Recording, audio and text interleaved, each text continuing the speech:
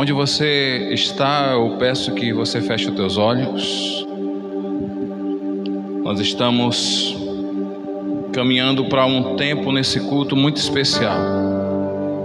Celebramos, adoramos com louvores, com cânticos, oramos, quebrantamos o nosso coração na presença do Senhor, o adoramos com ofertas, com dízimos.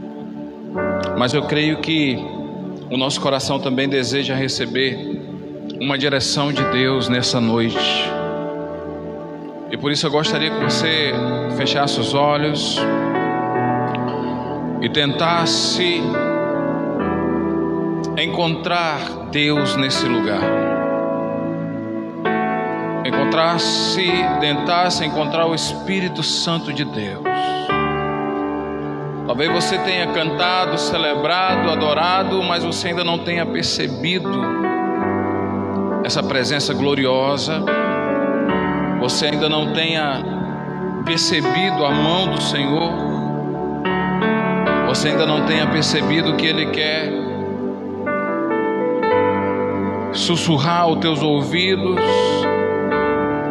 coisas do céu para a tua vida. Mas esse é o momento onde você desconecta de tudo, onde você desconecta de todos, e você volta a tua mente e o teu coração para a voz de Deus, para a vontade de Deus. Espírito Santo do Senhor, Tu estás aqui. Tu estás aqui, Senhor, ao lado dessa mulher, ao lado desse homem, ao lado desse jovem. Tua presença, ela é real no nosso meio. Toma o Teu lugar, meu Deus, na nossa vida. Oh, aleluia. Senhor, limpa os céus nesse lugar. Meu Deus, que todo espírito roubador de palavra, roubador de sonhos, roubador, meu Deus, de propósitos, que todo espírito, meu Deus, roubador de sementes, fuja desse lugar em nome de Jesus. Meu Deus, que toda perturbação cesse agora no coração e na mente. Espírito Santo de Deus, limpa os ares nesse lugar e traz, meu Deus, aqui entendimento, traz aqui sabedoria. Conduz, meu Deus, a Tua igreja para o lugar onde nós devemos estar. Conduz, meu Deus, os Teus filhos ao lugar onde nós devemos estar. Espírito Santo, move, Senhor,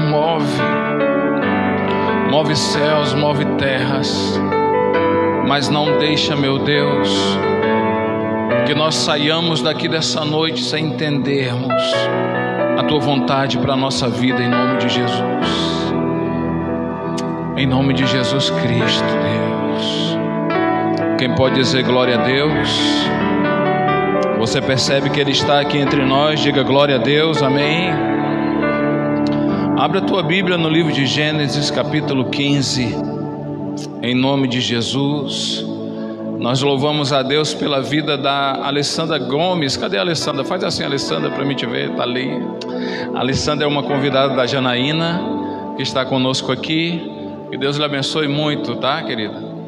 Tem algum outro visitante hoje? Primeira vez que está conosco aqui e a gente não percebeu? Amém. Que toda a igreja sinta também esse amor, esse abraço do Espírito Santo. Todos são especiais para Jesus. Glória a Deus. Gênesis capítulo 15. Você encontrou? Amém?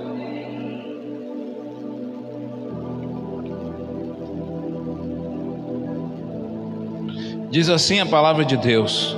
Versículo 1. Depois destes acontecimentos, veio a palavra do Senhor a Abraão numa visão e disse: Não temas, Abraão, eu sou o teu escudo, e teu galardão será sobremodo grande ou exaltado.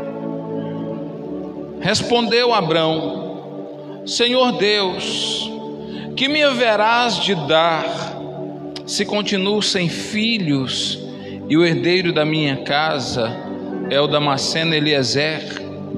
Disse mais Abrão: a mim não me concedestes descendência, e um servo nascido na minha casa será o meu herdeiro. A isto respondeu logo o Senhor, dizendo: não será esse o teu herdeiro, mas aquele que será gerado de ti será o teu herdeiro. Quem pode dizer glória a Deus? Sabe, irmãos, você vai ler a palavra de Deus no livro de Gênesis e em alguns outros lugares, e você vai encontrar esse homem, Abrão, sendo chamado de duas formas. A primeira é essa que a gente acabou de ler. Quem sabe no telão ou na tua Bíblia você leu o nome de Abraão como Abrão. Amém? Depois de um tempo, você vai paginando a Bíblia, o livro de Gênesis em diante, e você vai ver que depois de algum tempo Deus muda o nome de Abrão para Abraão. Abraão, não Abrão, são as mesmas pessoas, é a mesma pessoa, mas são dois nomes diferentes, são duas condições diferentes, amém? Abraão é conhecido por todos nós como o pai da fé, não Abrão, é a mesma pessoa, mas antes de ter o seu nome trocado, ele se chamava Abrão, e até então ele não era conhecido ainda como o pai da fé. A sua fé estava em movimento, a sua fé estava ainda em prova, a sua fé estava ainda amadurecendo em Deus. A Bíblia vai dizer que Abraão, esse sim, esse é conhecido por todos nós como o pai da fé. E a sua descendência, todos aqueles que têm essa condição de dizer: eu creio nas Escrituras, eu creio no Senhor Jesus Cristo, eu creio no reino de Deus, estes são filhos da fé, pela fé de Abraão, não de Abrão, como nós lemos aqui. Isso é importante eu dizer para você, porque são dois períodos diferentes na vida de uma pessoa. E esses períodos eles são delimitados pela mudança do próprio nome. Hoje nem tanto, mas nessa época e durante muito tempo, o nome falava a respeito da pessoa. Você entende isso? Nessa época em que nós lemos aqui o texto bíblico, e depois dessa época também por muito tempo, o nome dado a alguém fazia uma referência de quem ela era, dos motivos de vida dela, do tipo de nascimento dela, dos propósitos de vida dela. Você consegue compreender isso? O nome de alguém era tão importante quanto a própria pessoa. Hoje não se dá tanto valor assim a essas coisas, mas é importante nós falarmos que a nossa mudança, até mesmo a mudança do estado da nossa fé, é algo que precisa acontecer, e por conta disso, o nosso nome, ou seja, a forma como as pessoas nos veem, também vai mudar. Eu sei que hoje nós temos aqui uma igreja que está vivendo o tratamento de Deus, amém? Eu estou vivendo um tratamento constante de Deus. Quem sabe o meu nome hoje, no estado de vida que eu me encontro, na forma como eu estou diante dos homens e diante de Deus, o meu nome ainda não é aquele nome apropriado que o céu quer me dar, que o céu deseja de mim. Mas nem por isso Deus deixa de nos aperfeiçoar, nem por isso Deus deixa de nos tratar. E aí eu estou falando isso como uma introdução aqui à nossa palavra, porque eu quero que você entenda que Deus, Ele tem motivos especiais, e Ele espera que cada um de nós abra a sua vida para essas mudanças que precisam acontecer. Talvez você não vá receber um novo nome ali no cartório, você não vai ser renomeado, era José, agora vai se chamar João. Talvez isso não aconteça, mas eu estou falando de uma condição de vida, eu estou falando de uma condição espiritual, eu estou falando de uma condição em Deus. Você está entendendo o que eu estou querendo falar? Talvez o que você está vivendo hoje seja um aperfeiçoamento, e você não pode olhar para si próprio como sendo a pior pessoa desse universo. Não se veja dessa maneira, porque não é assim que Deus te vê. Não olhe para você mesmo e se autocondene, não. Você não deve se condenar, porque já existe muita gente interessada na tua condenação.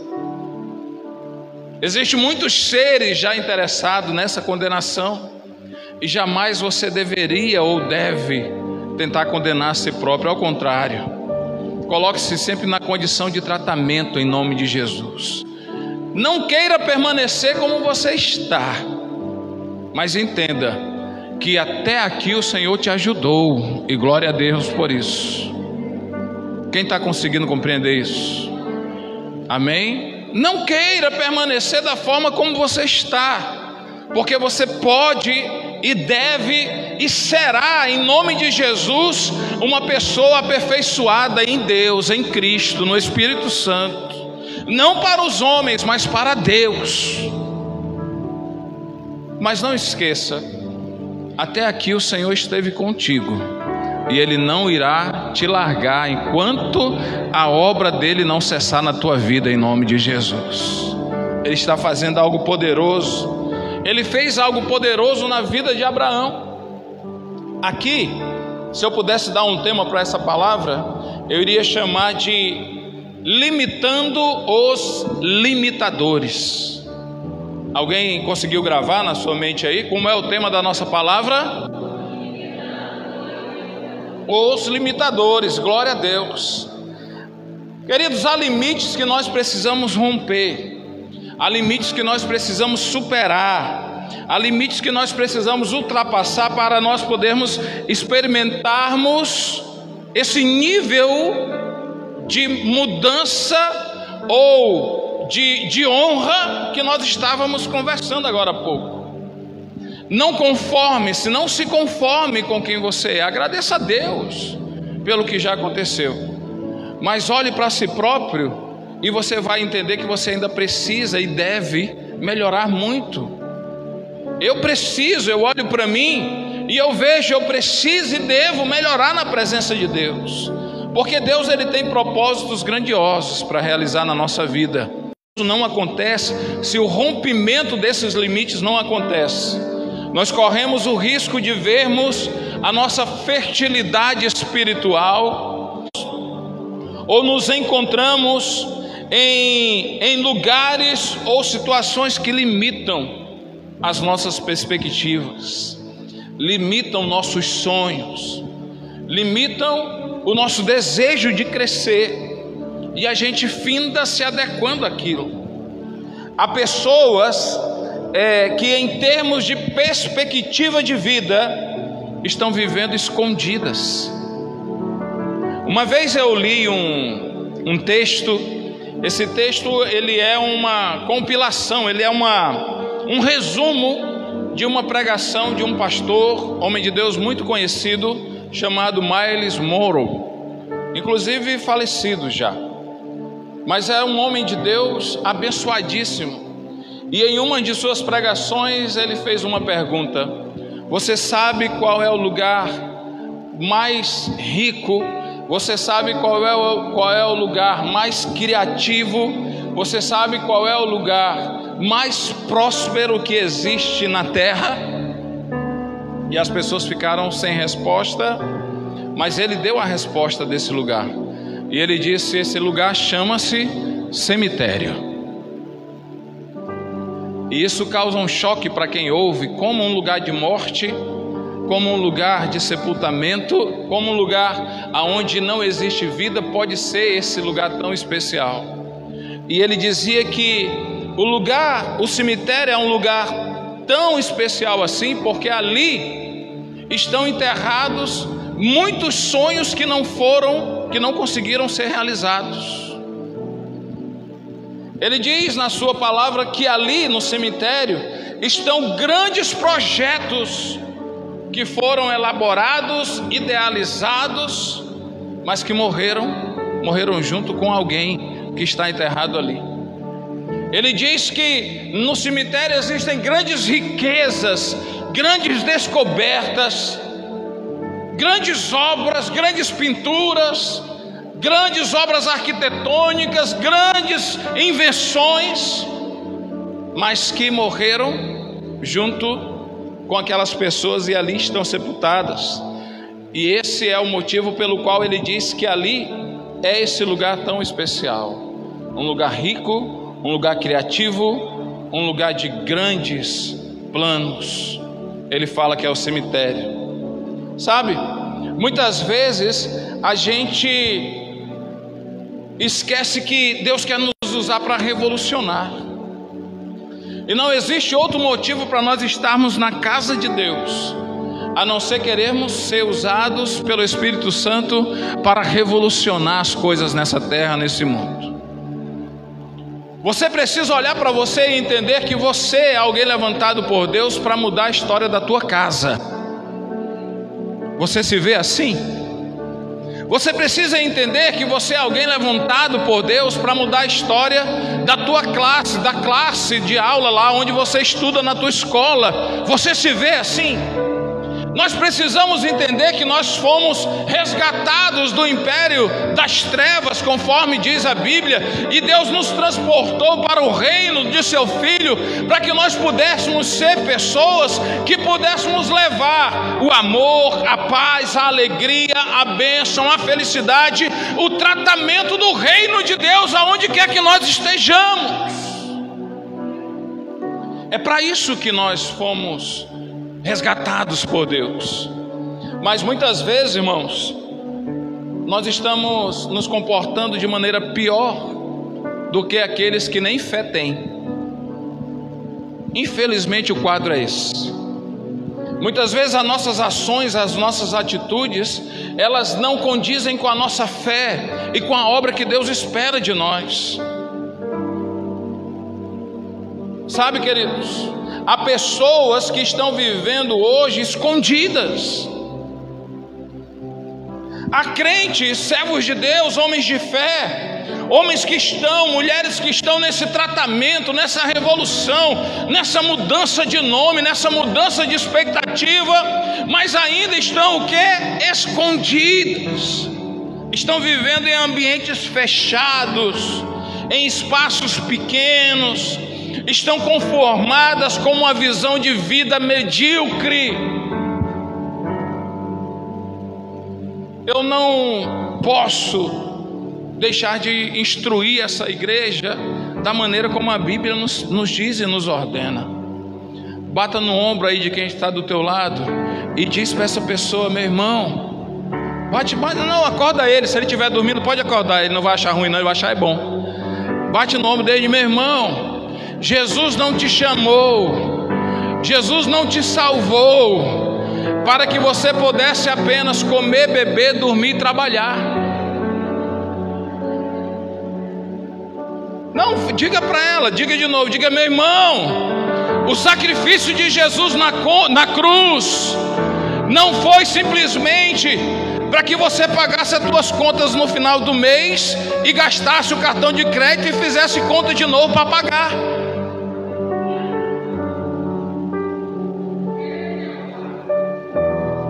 Quem está entendendo isso? Sabe, irmão, nós estamos em um tempo em que a igreja de Jesus está conformada em comer, dormir, descansar, trabalhar e pagar conta.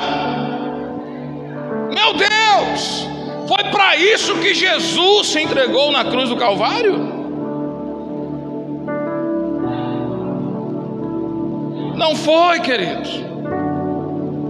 E a gente vive então nesses ambientes fechados. Pastor, o que significa uma vida em Deus medíocre? É essa vida que eu estou te falando.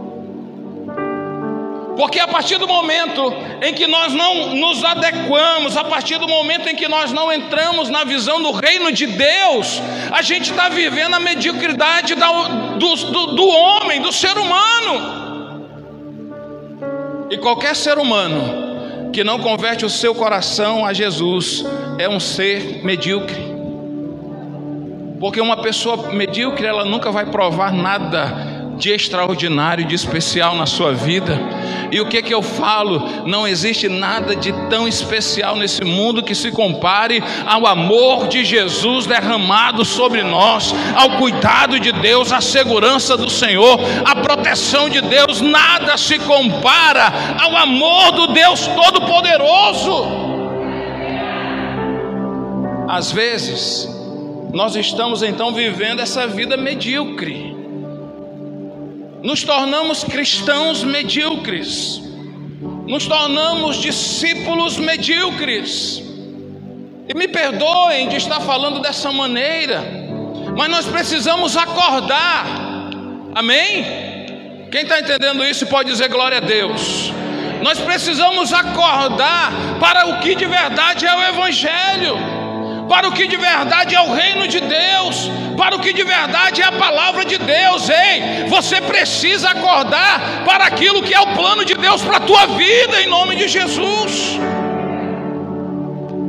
Eu não posso simplesmente subir nesse altar e estar falando a você de uma vida abençoada, de uma vida próspera, de uma vida com Deus, e fazer de conta que não vejo, e fazer de conta que não conheço, e fazer de conta que não estou preocupado com o estado, de maneira geral, da igreja.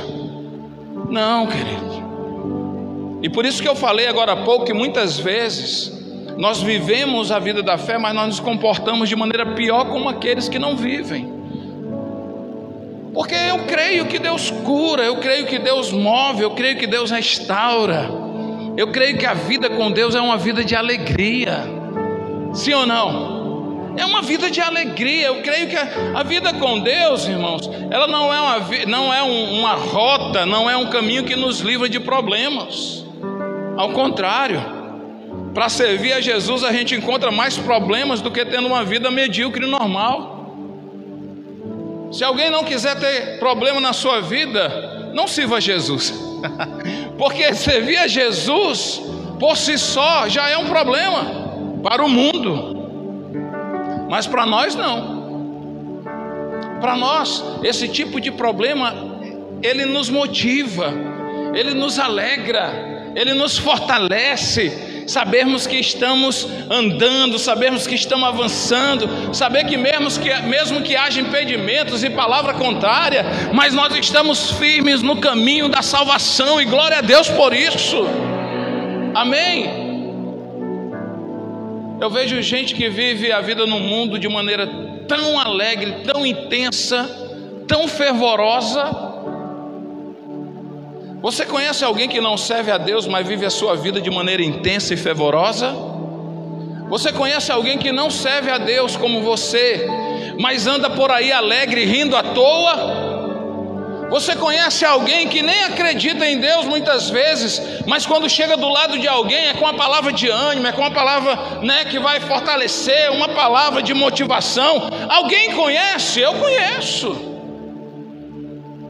Mas nós estamos em um tempo, parece que existe um peso tão grande sobre a igreja que aqueles que eram para fazer isso não estão conseguindo. Nós estamos vivendo em um tempo que parece que os crentes estão tão desanimados que não vale mais a pena ser crente. Aí as pessoas olham e só veem sofrimento, as pessoas olham e só veem angústia. As pessoas olham e não tem uma vida, não tem uma palavra de renovo, de conforto, não tem uma palavra que os leve a crer e acreditar em Deus. Todas as vezes que eu estou me sentindo dessa maneira, eu já tenho uma técnica, e eu me lembro logo de algo bem impactante. Eu já assisti muitos vídeos, muitos filmes de épocas pós-Cristo, aonde a igreja primitiva estava se formando e existia uma perseguição muito grande em cima daqueles cristãos da igreja primitiva, uma perseguição tal que eles capturavam aqueles cristãos para servirem de comida, na verdade para servirem de atração a um circo que era montado dentro de uma arena, e ali eles soltavam os cristãos e em seguida soltavam os leões, e aquilo era a animação do público, os leões comendo as mães, os pais, as criancinhas, os filhinhos, os jovens, os velhos. E logo eu me imagino essa cena, eu digo, meu Deus, se esse povo morria alegre sendo comido por leão, por que eu vou ficar triste só porque alguém olhou para mim com cara feia? Meu Deus, se esse povo morria alegre sendo estraçalhado por uma fera dessa, por que eu vou ficar triste porque algo saiu diferente daquilo que eu imaginei? Não é para isso, não foi para isso que Jesus entregou-se ali na cruz do Calvário. E eu sei que a partir dessa noite, a partir desse dia, você é uma igreja diferente nesse mundo, em nome de Jesus. Você é uma pessoa que não vai se conformar com essa vida cristã medíocre. Não, você vai sair do esconderijo em nome de Jesus, amém? A tua alma não andará abatida. O salmista Davi escreveu ele fez uma introspectiva e perguntou a si próprio: minha alma, por que você está abatida?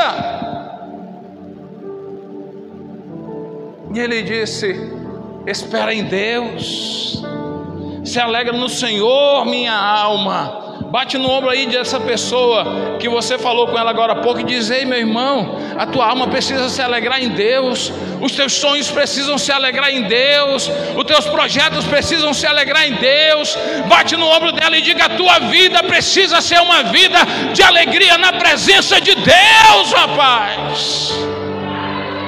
Para com essa de andar por aí fazendo biquinho. Eu quero te dizer uma novidade nessa noite: Deus, Ele não se compadece com o biquinho de ninguém. Não adianta chegar na casa de Deus ou em qualquer lugar mostrando uma afeição triste para que as pessoas entendam que você está triste, para que você entenda o que aconteceu, alguma coisa, para alguém chegar do teu lado e bater no ombro e dizer: é assim mesmo, e chorar contigo. Não! Deus não procura esse tipo de pessoa. Deus não está à procura de pessoas que auto se flagelam, que auto se condenam.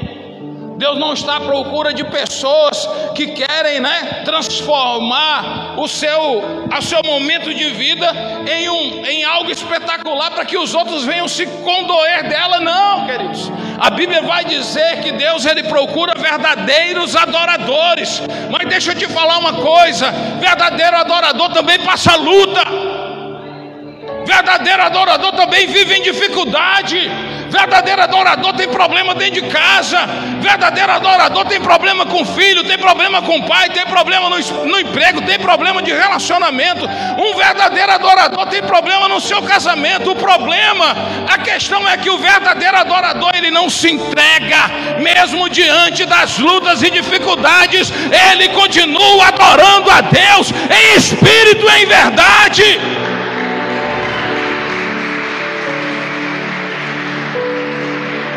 Ou você acredita que o verdadeiro adorador não fica desempregado? Ou você acredita que o verdadeiro adorador não adoece? Não, queridos. Mas Deus está à procura desses.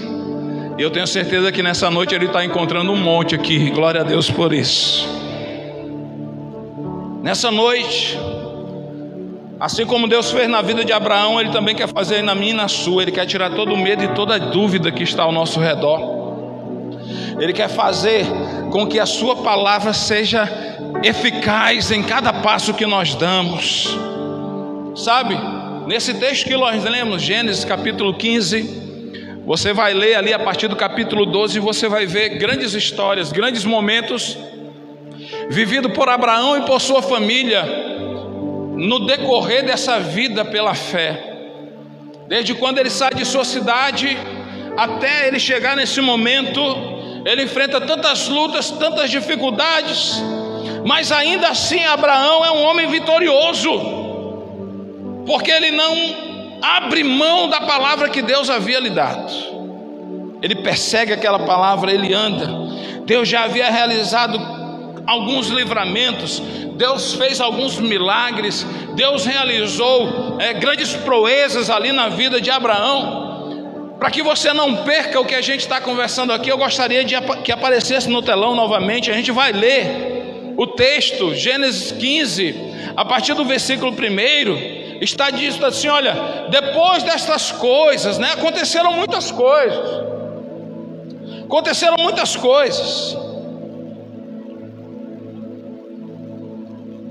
E depois daquilo que acontece, Deus visita Abraão em uma visão. E olha o que Deus fala para Abraão. Deus diz: não temas, Abraão, eu sou o teu escudo, glória a Deus, e o teu galardão será sobremodo engrandecido, exaltado será grande. Queridos, veja que a palavra de Deus, ela veio com muita força sobre a vida daquele homem. Deus veio trazendo garantias absurdas.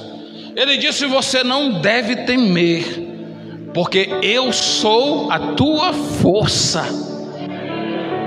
Meu Deus, sabe, queridos, e Deus disse: eu sou o teu escudo, e você será, né, o teu galardão será engrandecido nesse tempo. Sabe, são palavras que movem o coração daquele que tem fé, queridos. São palavras que movem com qualquer um que acredite na palavra de Deus. Veja que Deus, ele renovou, ele tentou ali, ele trouxe um ânimo, ele trouxe palavras a Abraão, para que Abraão soubesse que ele estava ao seu lado. Deixa eu perguntar, alguém aqui já recebeu palavra de Deus para a sua vida? Faz assim para eu ver. Alguém já recebeu palavra poderosa de Deus para a sua vida, para a sua família, para algum sonho, para algum projeto que você um dia apresentou e Deus chegou e disse: olha, não temas, eu estou contigo. E Deus fala e Deus renova. Naquele dia que você ouviu essa palavra, você teve certeza que Deus era contigo, que Ele estava ao teu lado, amém? Quem pode dizer glória a Deus aí? Foi assim, amém? Mas às vezes, queridos, nós precisamos repensar o peso da palavra de Deus na nossa vida, porque Abraão, mesmo Deus trazendo essa palavra ao coração dele em uma visão, ainda assim ele titubeou, ainda assim ele falhou, ainda assim ele não quis acreditar. E eu tenho certeza que de repente alguém aqui que levantou a mão pode estar nessa mesma situação de Abraão. Você recebeu uma palavra com todo carinho, com todo afeto, e você sabia que era Deus que estava falando com você, mas só que parece que você não quer acreditar nisso. Parece que você ouviu, mas não entendeu. Às vezes nós precisamos parar e repensar o peso que a palavra de Deus tem na nossa vida. Ouça o que eu quero te falar.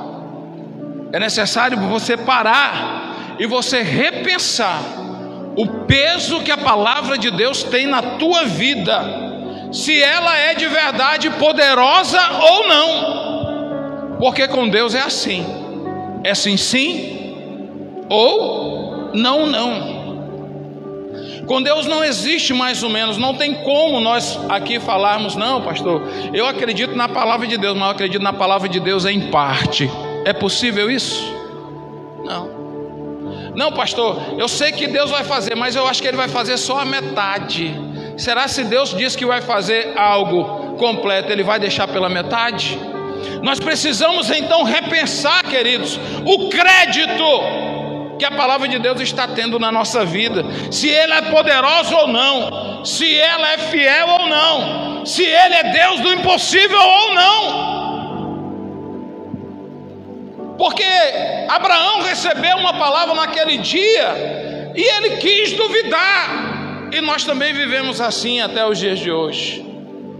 A tua fé, a nossa fé, ela voa conforme o peso que a palavra de Deus tem. Alguém vai dizer para mim: ah, pastor, mas eu estou frio, eu estou fraco na fé. E eu vou dizer para você: é falta da palavra de Deus no teu coração.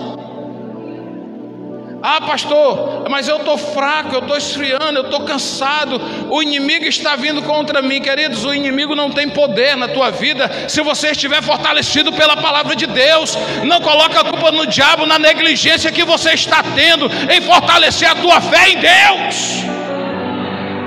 Eu vejo tanta gente hoje sofrendo e vivendo e lamentando e coloca a culpa toda no diabo. O diabo não é certinho não, realmente ele é enganador, ele é mentiroso, ele é fraudulento, ele quer matar, ele quer roubar, ele quer destruir, e ele vai fazer. Mas isso não esconde o fato de que talvez você esteja sendo negligente com relação à tua intimidade, à tua comunhão, à tua vida com Deus.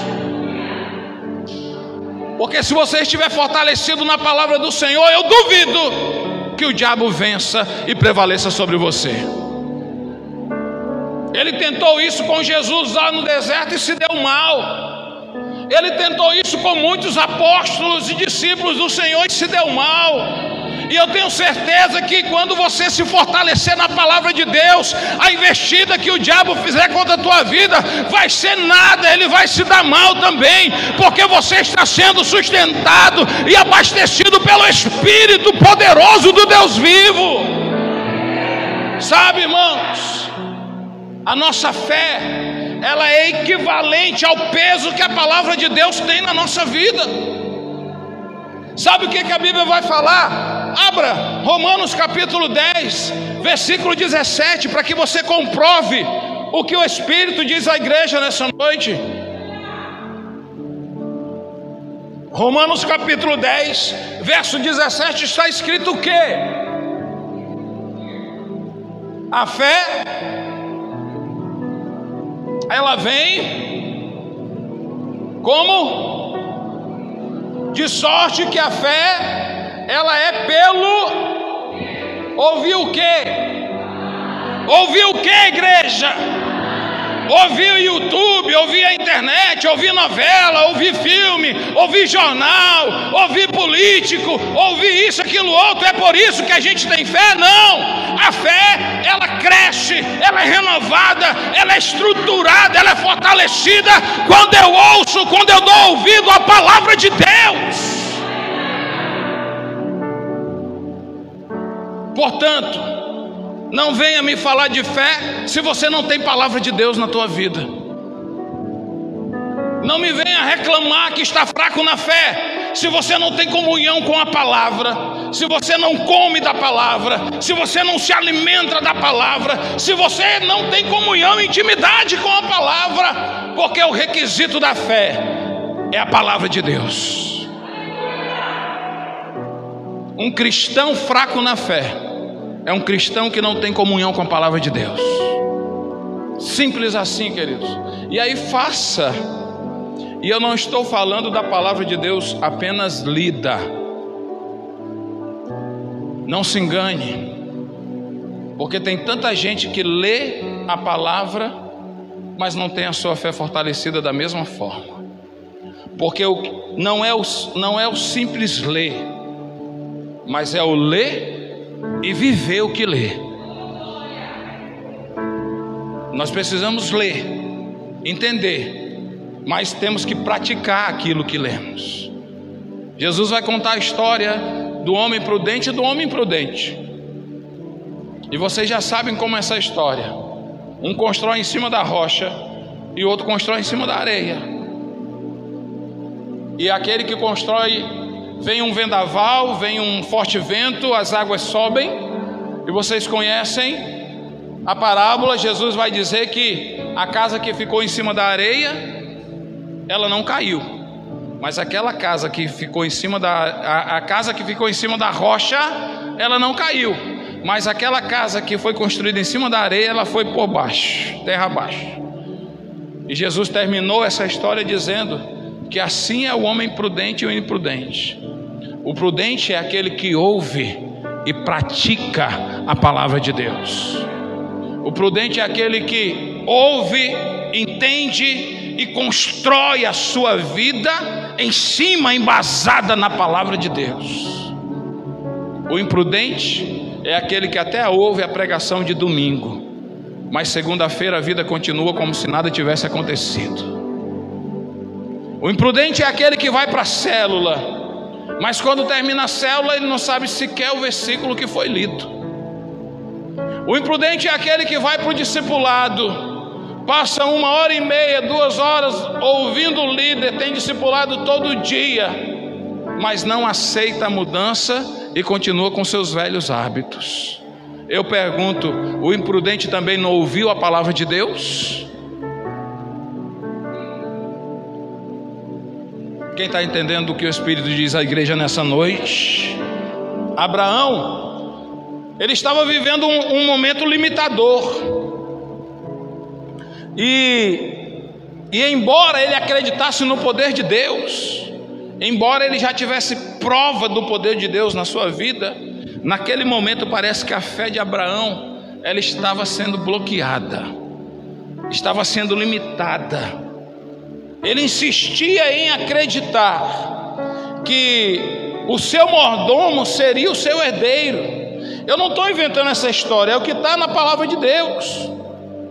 Versículo 2, Deuteronômio capítulo 15, versículo 2, vai dizer: Abraão ouviu Deus falar, eu sou teu escudo, a tua proteção. E no versículo 2, Abraão então responde: Senhor Deus, que me há de dar, pois ainda ando sem filhos, e o mordomo da minha casa é o Eliezer.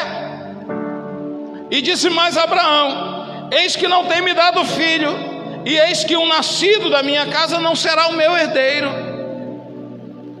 Ele tinha convicção, porque quando Deus tira Abraão da sua terra, ele diz: Abraão, vai, porque a tua descendência será incontável. Abraão caminhou nessa palavra durante muito tempo, mas aqui parece que a sua fé foi bloqueada por algum motivo. E ele começou a questionar Deus: Deus, o Senhor está comigo, eu sei, mas eu não vejo a minha descendência. Eu estou para morrer, e aquele que vai assumir, aquele que vai ser o meu sucessor, não vai ser um filho meu, vai ser um criado, alguém que nasceu na minha casa. Isso, queridos, eu quero chamar nessa noite de fé bloqueada. Abraão, ele estava olhando para os limitadores.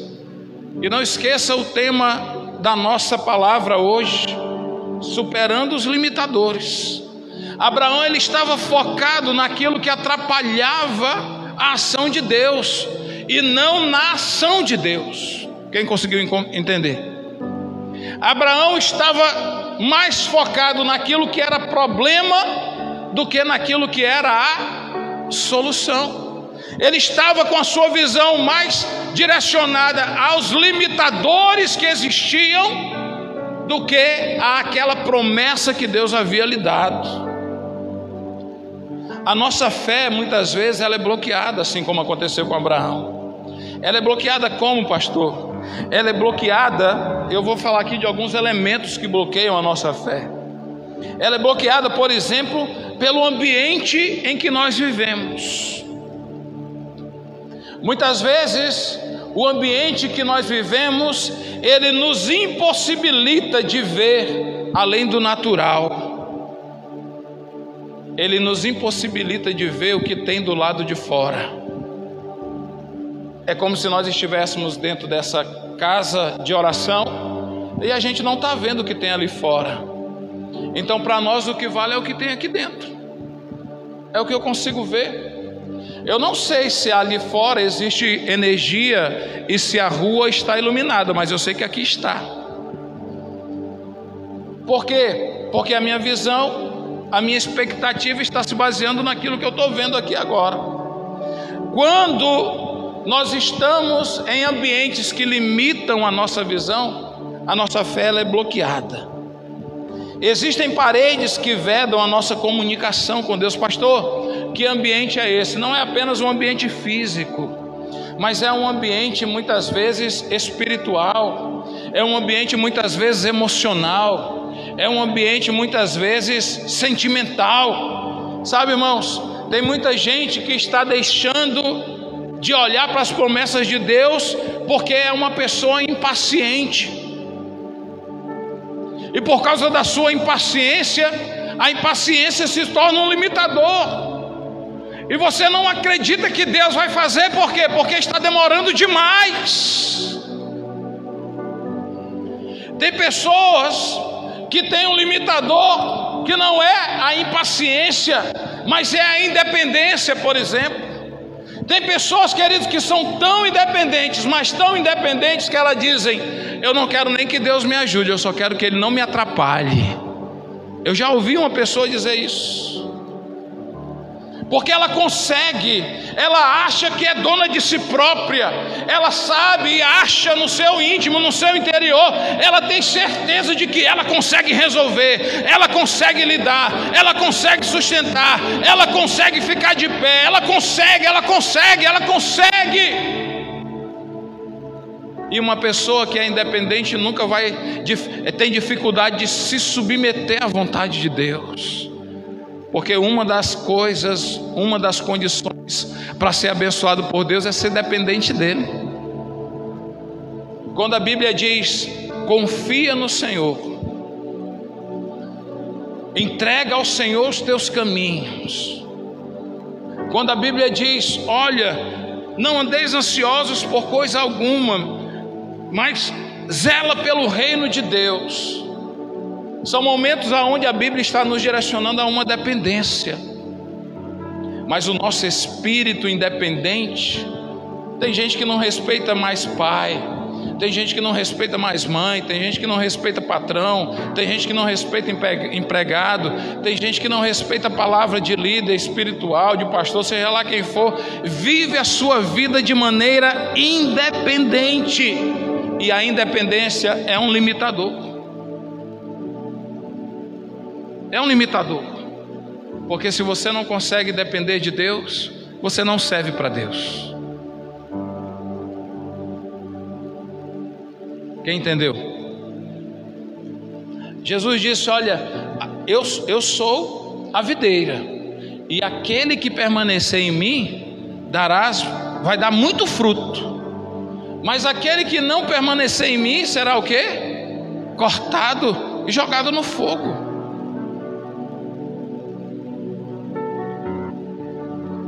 A nossa permanência em Jesus é a nossa dependência de Jesus. Jesus olha para uma multidão, para os seus discípulos, e diz: vocês precisam entender que sem mim nada vocês conseguem fazer. A independência é um limitador, sabe, queridos? Eu quero avançar um pouco e chegar à solução desse problema. A solução desse problema está no versículo 5. Você que está me acompanhando aí na palavra de Deus. Então, Abraão revela o seu sentimento limitado, a sua fé limitada a Deus. Deus olha o coração de Abraão.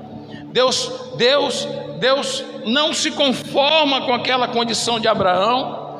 E no versículo 5, então, na minha tradução diz: então o Senhor o chamou para fora e disse: olhe agora para os céus e conta as estrelas, se as pode contar. E disse-lhe: assim será a tua descendência. Olha aqui para mim. Você não vai conseguir enxergar o plano de Deus para a tua vida se você continuar nessa casinha que você está vivendo. Se você quiser continuar nessa casinha de independência, você não vai conseguir contemplar a promessa de Deus para a tua vida. Se você quiser continuar nessa casinha de um pé no mundo e um pé na casa de Deus, você não vai conseguir contemplar a solução de Deus para a tua vida. Se você não sair dessa casinha que se chama infidelidade, você não vai conseguir contemplar a solução que Deus tem para a tua vida. Quando Deus visita Abraão em um sonho, Abraão está dentro de uma tenda. E o que eu entendo? Deus então decide tomar uma providência. E Deus disse: não, vou tirar Abraão de dentro dessa tenda, porque não adianta conversar com Abraão dentro dessa tenda. Ele não vai entender, ele não vai ver as estrelas no céu. Eu preciso tirar Abraão do lugar onde ele está e colocar Abraão em um lugar onde ele possa de novo encontrar a minha palavra e saber que a minha palavra é verdadeira a ele. Muitas vezes, queridos, nós estamos vivendo na casinha, em uma tenda, e essa tenda está limitando a nossa visão. É a tenda de várias preocupações, é a tenda de várias necessidades. Eu não vou ficar enumerando isso aqui, mas a palavra do Espírito hoje para mim e para você é: Deus te chama para fora desse lugar, e só fora desse lugar você vai conseguir entender o plano de Deus para a tua vida. Você não vai. Quem vive na tenda da incredulidade não vai conseguir entender o plano de Deus para a sua vida. Quem vive na tenda da autocondenação, do autossofrimento, quem vive na tenda da autopiedade, não vai conseguir.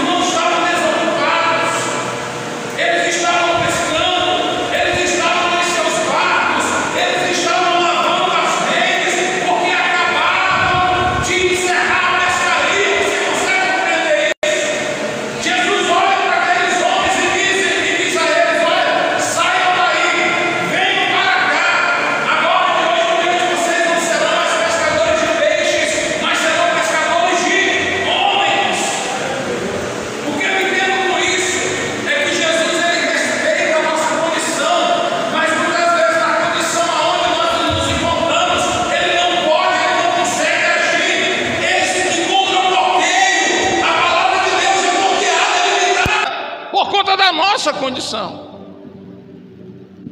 Saulo, ele ia a caminho de Damasco, e vai dizer a palavra de Deus que ele andava em cima de um cavalo.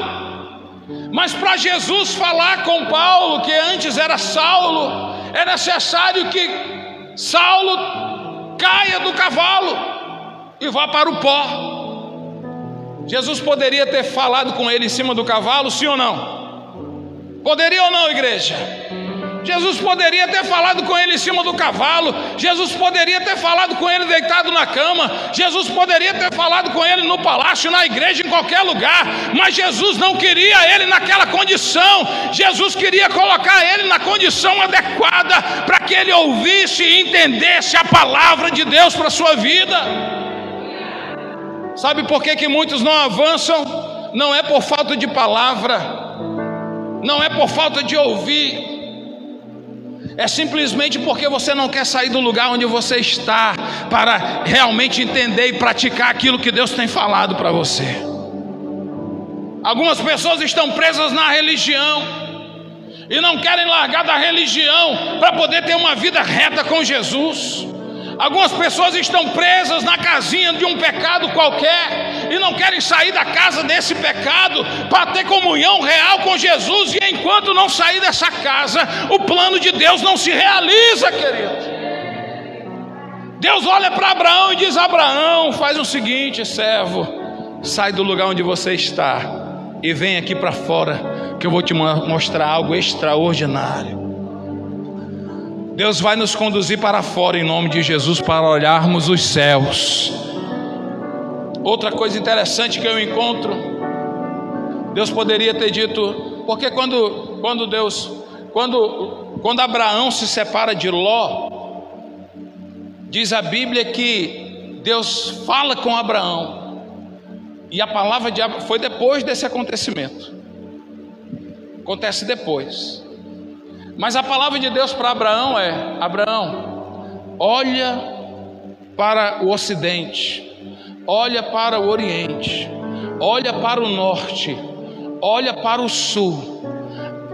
A terra que você contemplar, essa terra eu vou dar a você e a sua descendência. Essa é uma palavra de bênção ou não? É uma palavra de bênção ou não, queridos? É uma palavra de vitória, é uma palavra de conquista. Mas aqui, qual é a direção que Deus manda Abraão olhar? Olhe ali na sua Bíblia aí, capítulo 5, 15:5. Gênesis 15:5. Qual é a direção que Deus instrui para que Abraão possa olhar? Para onde, igreja? Não estou ouvindo. Para onde, igreja? Para onde, querido? Para onde você deve olhar, igreja? Para onde devem estar os nossos olhos nesse tempo? Qual é a direção da solução para a nossa vida nesse tempo? Sabe, tem tempos em que Deus nos dá a visão do horizonte, mas existem situações em que o único lugar onde vai haver resposta é olhar para o céu. Não existe resposta no horizonte, não existe resposta à direita, à esquerda, atrás, não existe. A resposta ela está no céu. Quando o nosso olhar se dirige em uma direção contrária, muitas vezes nós não encontramos a resposta. Tem gente que está querendo encontrar a resposta olhando para os seus problemas, e você não vai encontrar a solução para a tua vida olhando para as dificuldades que você tem, para os problemas que você tem. Tem gente que só tem a olhar para dentro, só olha para si.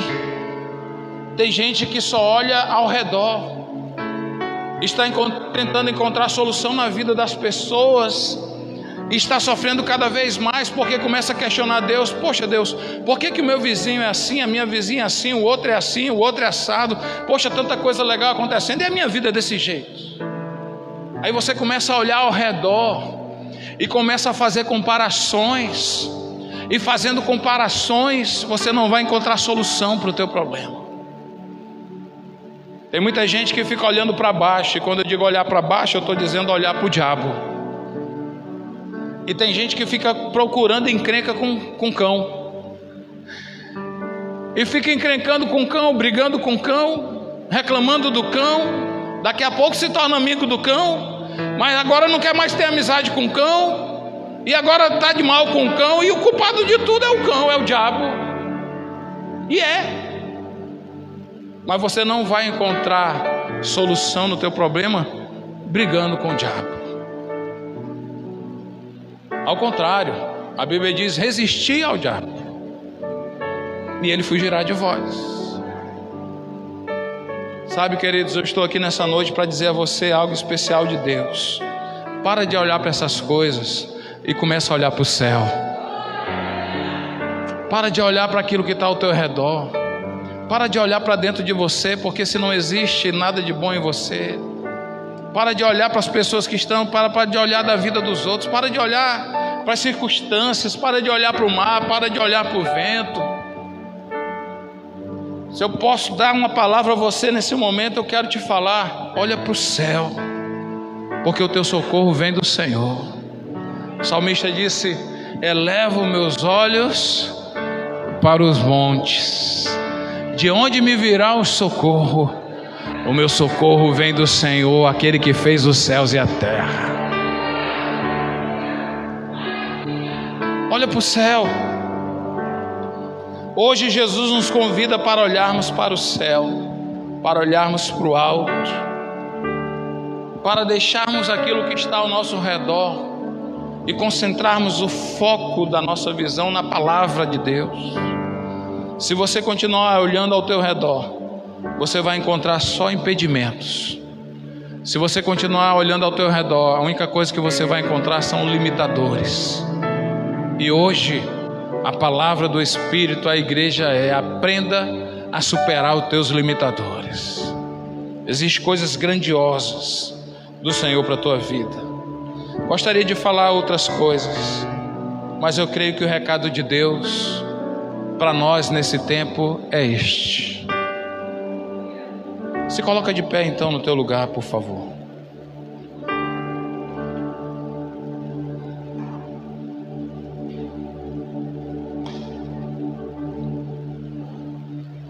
Glória a Deus.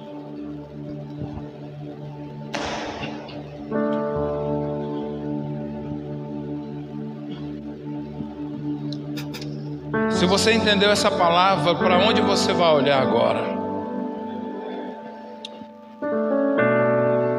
É um tempo agora na presença de Deus.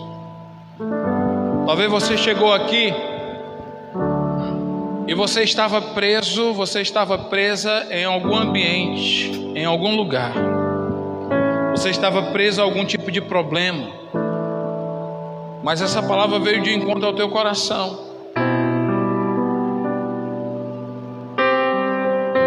E eu tenho certeza que você entendeu o recado de Deus. É hora de sair desse estado. Não existe sofrimento maior do que o amor de Deus. Não existe solidão maior do que a presença do Senhor. Não existe cuidado maior do que aquele que Deus possa te dar. Hoje o Senhor quer começar uma transformação na tua vida, mas você precisa sair desse lugar que você se encontra. Talvez você esteja em um lugar frio, escondido, escondida, atrás de desculpas, de justificativas. Talvez você esteja em um lugar aonde a presença de Deus não consegue entrar, porque não existe comunhão entre luz e trevas. Talvez você esteja escondido em um lugar que se chama ideologia, e você tem os teus pensamentos a respeito da vida. Mas se você quer provar de algo sobrenatural, é necessário que você largue tudo isso e se torne alguém dependente de Deus. Se torne alguém submisso à palavra de Deus. Saia desse lugar, porque somente saindo desse lugar você vai poder olhar para os céus. Eu convido você a olhar os céus, a olhar para os céus nessa noite. Olhe para Ele, olhe para o Senhor.